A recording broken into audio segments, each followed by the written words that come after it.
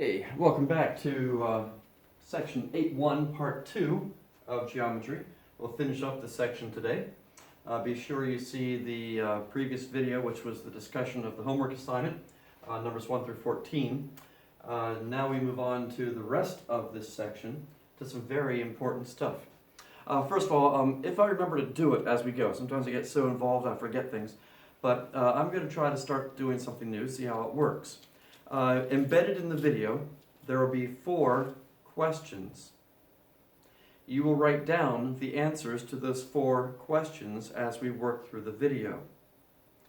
Once you have written down all 4 of those answers, after the video, you will then go to your email and you will put in a new email to me with the subject line, Geometry Quiz, and we'll simply call it Quiz 8.1. Geometry Quiz 8.1. Put that in your subject line, please. Nothing else in the subject line, just that. Subject line, Geometry Quiz 8.1. And then in the body, please do not take a picture of your paper and send it to me. That really slows me down. It's hard enough checking all your regular written homework assignments. Do not do that. Just type into the body of the email message the answers to the 4 questions. All right. Oh, it just occurred to me, one of my 4 questions will be very difficult for you to enter. I'm going to have to modify that one. I've already got these questions written out here. Something fast. Oh, I don't know. I'll think of something when the time comes. All right, hopefully I'll remember to ask those questions as we go. Yeah, we'll see. If I forget, oh well. But you have your instructions. Those instructions will not be in print anyplace else. In other words, you have to watch the video to know about this quiz. Catch the point? Yes. All right. First of all, this whole section can be summed up in 2 little things. We're going to look at what we call corollary 1 and corollary 2. Corollaries are the oh, by the ways that come from theorems. We're going to be looking first at theorem, where is it? We're going to be looking at theorem 8.1, the first theorem of chapter 8, and then we're going to have 2 corollaries of theorem 8.1. Corollary 1 and corollary 2. These are the only theorems or corollaries in the entire book that I expect you to know by number. They're too complicated to be writing out all the time, so when we use them later on and you have to quote them or state them in your on your papers, all you have to do is say corollary 1 or corollary 2. You don't have to write out the whole thing, and they don't have shortcut names. So we're just going to call them corollary 1, corollary 2. At no other time are you allowed to use corollary or theorem numbers on tests or homework. But this time you can. All right, corollary 1 looks like this. Are you ready? This is corollary 1.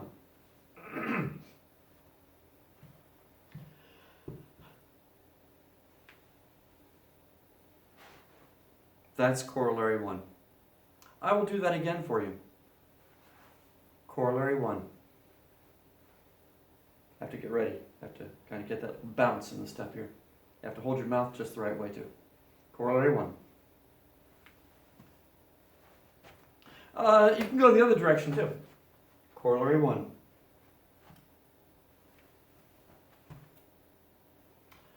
Then corollary 2 looks like this. Corollary 2. Here we go.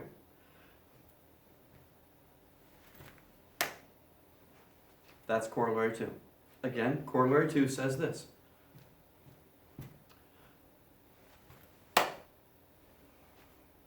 That's all there is to corollary 1 and corollary 2. If you know that, you know everything. Now, I can give you the assignment and we can move on to the next section. No, I have to explain, I suppose. First, this is theorem 8.1. Theorem 8.1 says this. If I have a right triangle, notice this is a right triangle, the overall large triangle is a right triangle, and I draw the altitude to the, what do you call this side of the big right triangle, that longest side, the side opposite the right angle, that side is called the hypotenuse.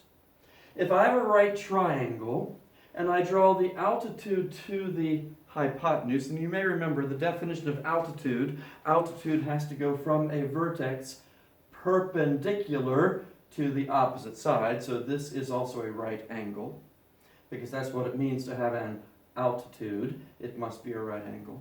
So I've got a right triangle with the altitude drawn to the hypotenuse. Theorem 8.1 says this, that by recognizing that these two triangles are actually similar, for reasons we saw in a previous, back at the end of the old chapter, we can easily prove these two triangles are similar. If they're similar, I can put this guy here like this, and I can see that this guy matches up with this guy, matches up with this guy matches up with that guy, and this guy matches up with that guy. I could write a bunch of proportions, thinking back to the previous chapter. So what proportions can I write? And this is where it gets fun. Put that back where it came from, might as well. So I can write a bunch of proportions, provided I've got a right triangle with the altitude drawn to the hypotenuse. Here's what I'm able to do. Here's corollary 1. Let's make a long story short. By recognizing that these two little triangles are similar to each other, and oh, by the way, also, the two little triangles are both similar to the large triangle. By recognizing that we have all these similar triangles going on here, we could write the following proportions if we worked at it. And I'm just going to give you the proportions. We're not going to go to the trouble of working at it. I could write this. Let's stick with yellow, I guess. I could write that this guy here, which we're calling D, over this guy here, which we're calling H, will end up equaling H by the way for height, H over E. I can write the fact that corollary 1 says in this diagram that D over H equals H over E. In other words, H is the, do you remember the word from the beginning of this chapter? H just became the geometric mean between D and E. H will be the geometric mean between these two pieces of the hypotenuse. D over H equals H over E. You have to memorize that. Oh, I'm terrible at memorizing stuff like that. I'm going to get it all mixed up. No, you're not. Do you see something going on here? Do you perhaps see something interesting in this pattern? Do you see something interesting in this pattern? Do you see something that might make it easy to remember that pattern? Corollary 1. Corollary 1 says that D over H equals H over E. I call it the gentle dive through the triangle. Or you can do it from the other side. Corollary 1. E over H equals H over D. Makes it very easy to remember what corollary 1 says when you have this diagram, a right triangle with the altitude drawn to the hypotenuse. Just take the gentle dive through the triangle. E over H equals H over D. Or, if you prefer, D over H equals H over E. Take the gentle dive through the triangle. We'll see examples how to use this in a little bit. But first, let's move right on to corollary 2. Corollary 2 says that by applying again the fact that these little triangles are similar to the big one, we could rearrange things and twist triangles around and show that D over B will end up being equal to B over the whole thing C. Or we could likewise, changing colors, let's write that one down first. We could say that D over B has to equal B over C. Or on the other side of the triangle, same story, over here, we could say that this piece, E over A, must equal A over C. E over A must equal A over C. Oh, Miss Spear, you're doing it to us again. We're never going to be able to remember this stuff. Oh, by the way, to make sure that you're with me and listening, I'm not going to write this on the board.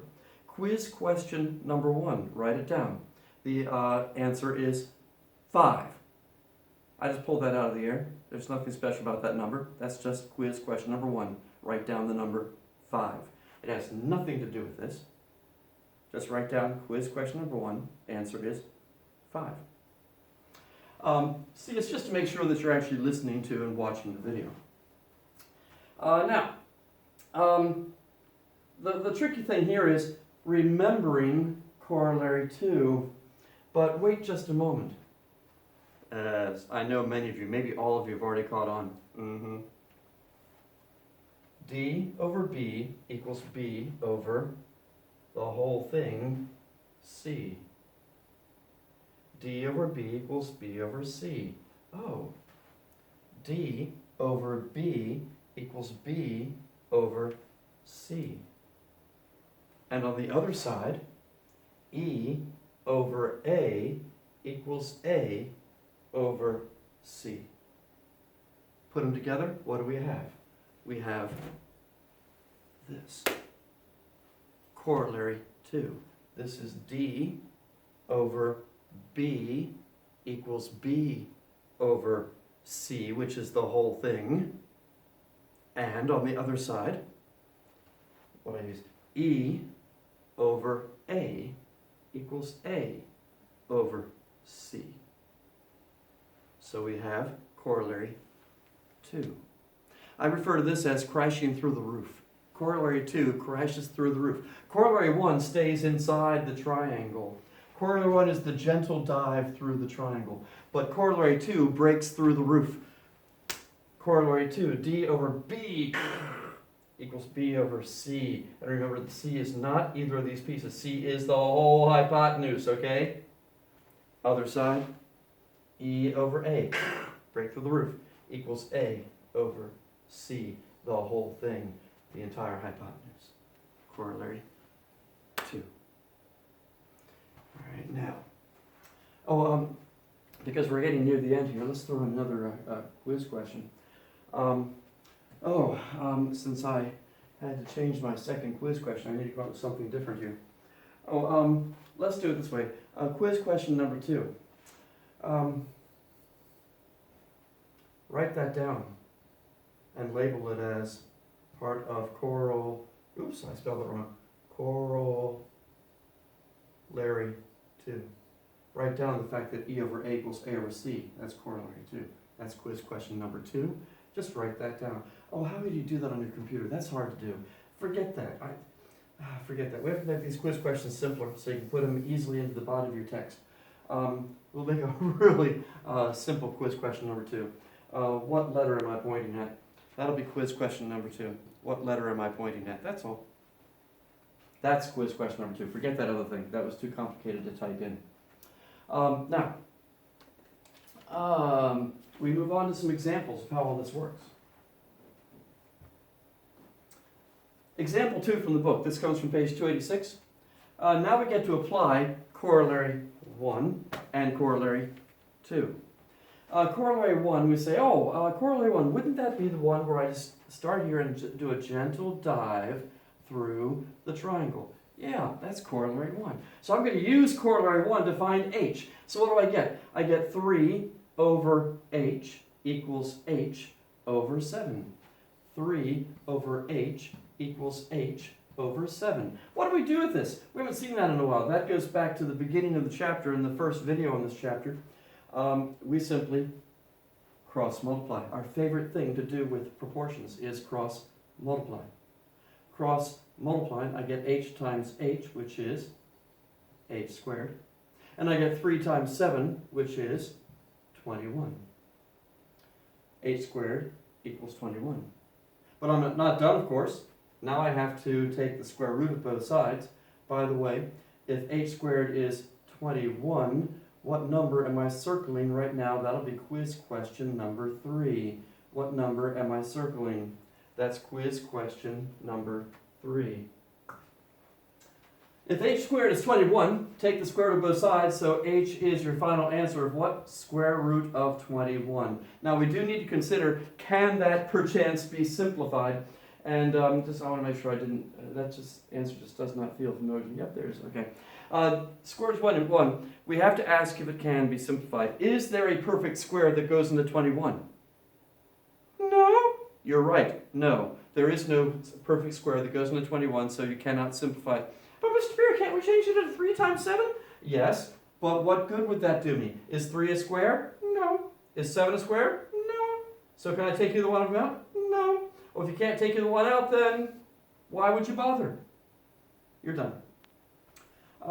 Excuse me. I'm going to erase this and move on to the next part of this, which would be finding A and B.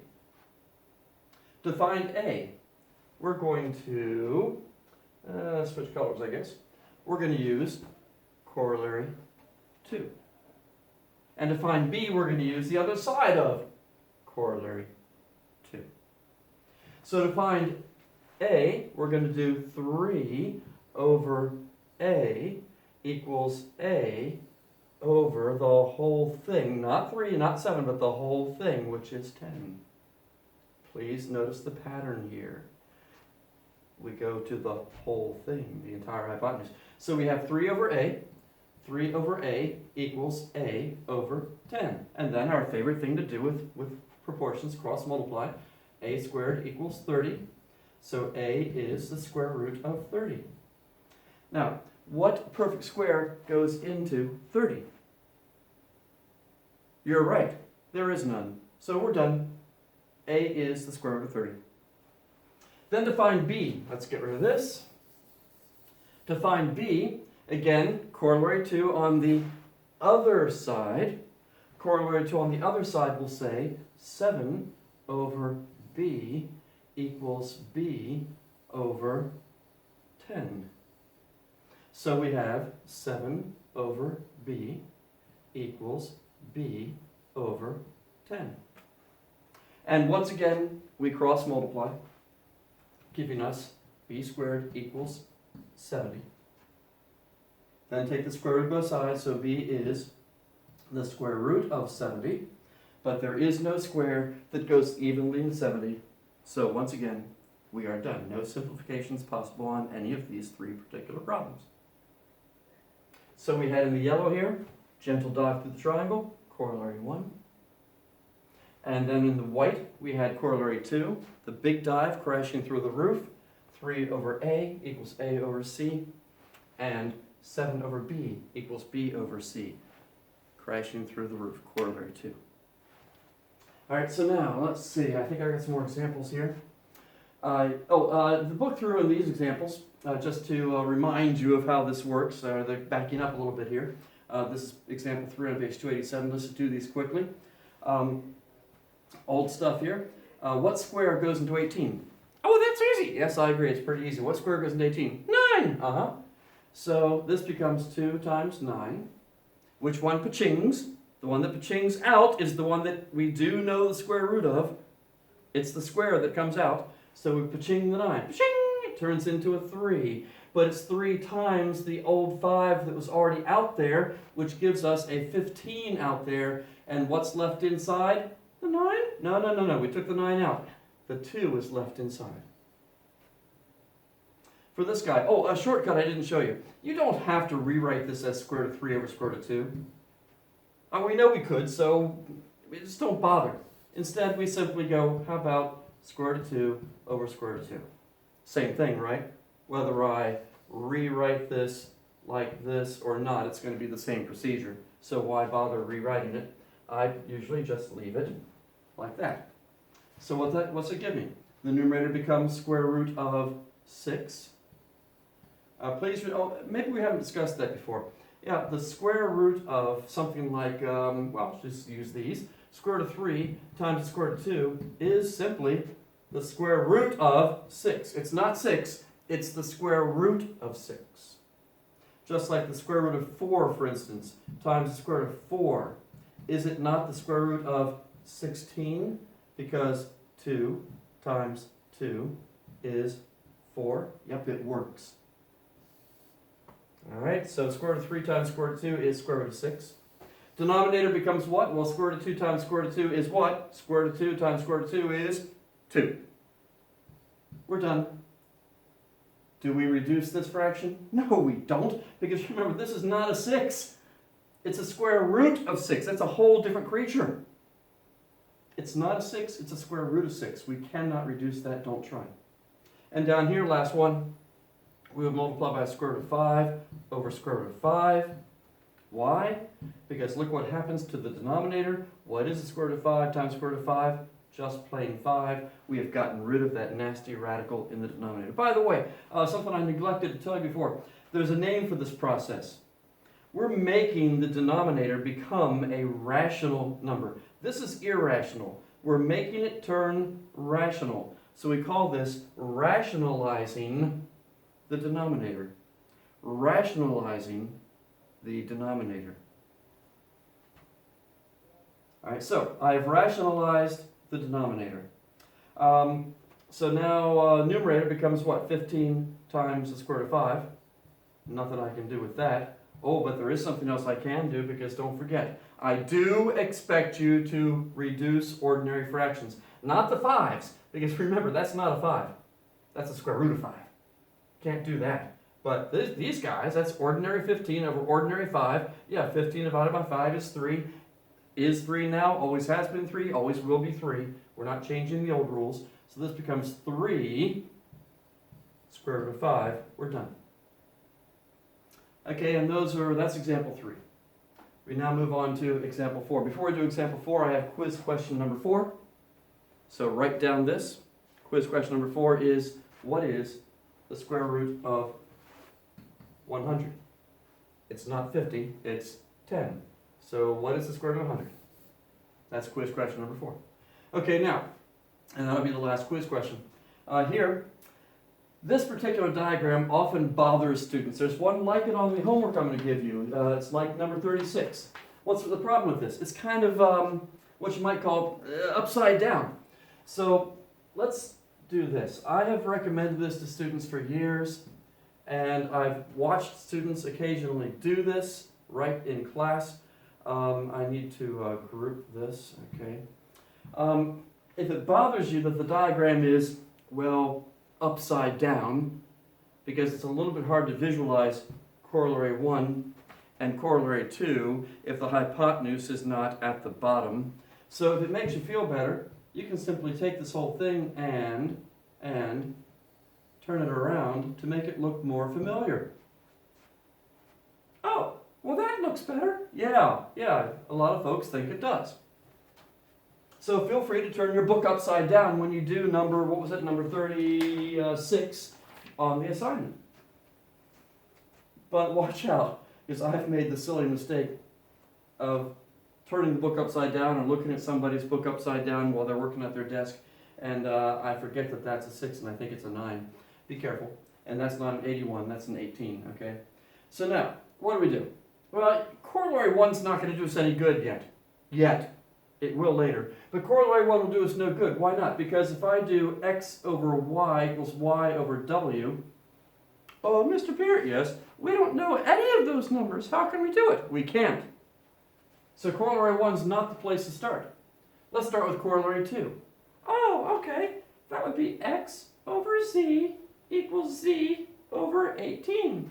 X over z equals z over 18. Yes, that's true. But is that going to allow me to find out what x and z are? No.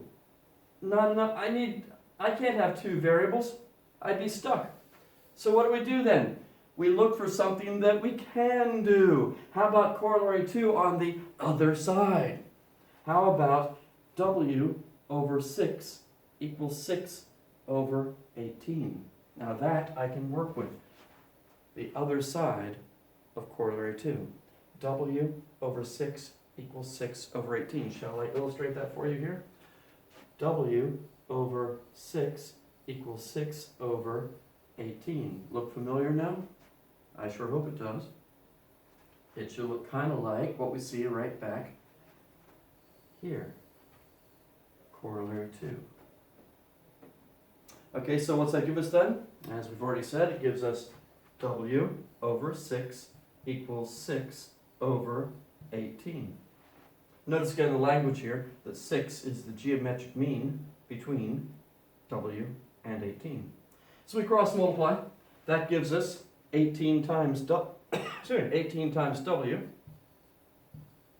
And that's equal to 6 times 6, which is 36. And then we simply, that's right, divide by 18, so W is 2. Ta-da! We now know what W is. Let's write it in here. W is 2.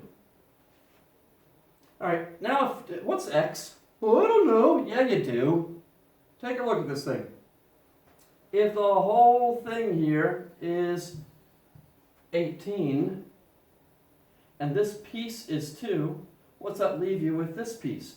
Oh yeah, these two have to add up to 18, don't they? Yeah, remember that little thing? It was a postulate 2 way back in chapter 1? The segment addition postulate? That these two measures have to add up to the whole thing? So, if that's 2, this has to be 16. So we now know what X is. How about it? Or what? Wait, I've lost my variables. That was W. This was, I think, X. So we now know that X is 16. Now that we know that, we can do Y or Z next. It doesn't matter which one. Let's just do Y next. Why not? To find Y. Anytime you're looking for the altitude, you're going to have to use corollary 1. Because corollary 2 has nothing to do with that altitude. Only corollary 1 goes through the altitude. We use corollary 1, which says that 16 over Y equals Y over 2. Gentle dive through the triangle. Let's get rid of this. So we have 16 over Y equals Y over 2. 16 over Y equals Y over 2. We cross multiply, we get Y squared equals 16 times 2, which is 36. Therefore, Y is what? Not 36, 32, sorry, 32. Therefore, Y is the square root of 32.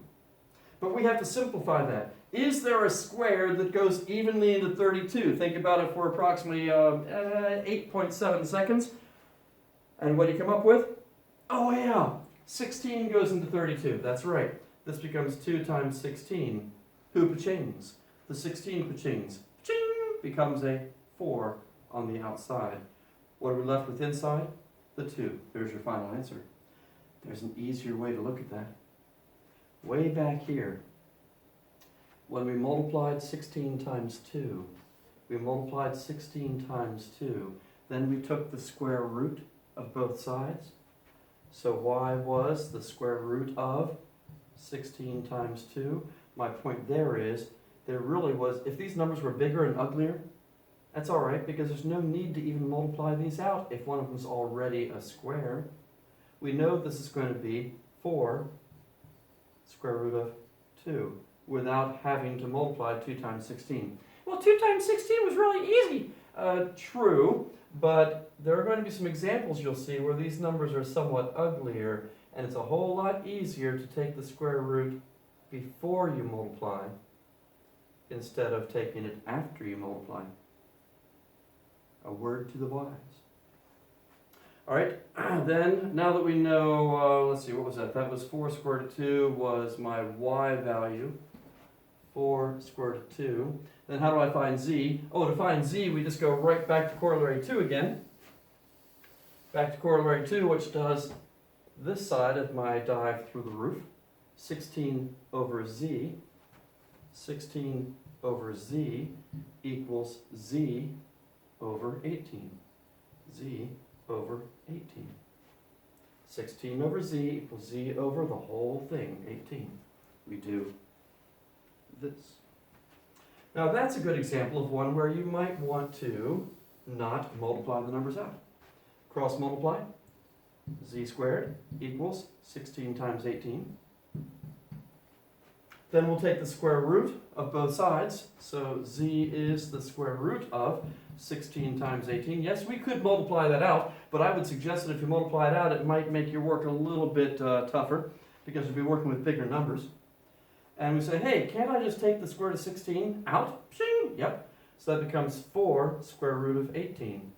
Unfortunately, we're still not quite done because isn't there another square that can come out of 18? Oh yeah, 9. 2 times 9. So the 9 also comes out. Paching! The 9 pachings out and turns into a 3.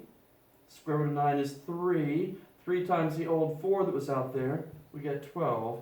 Square root of 2. By the way, 16 times 18 would have been square root of 288.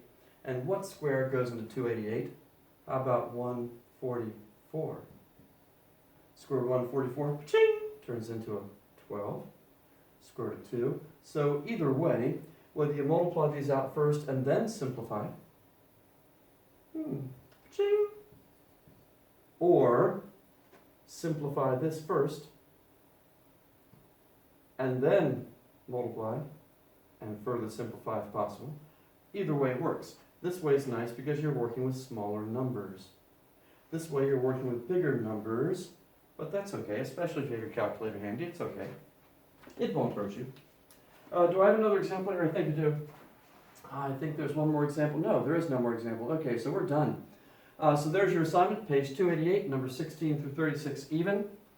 And that's the end of the story for today. So once again, your assignment is on page 288, numbers 16 through 36 even. As soon as you finish watching this video, I want you to once again send me a text, not a text, send me an email. Subject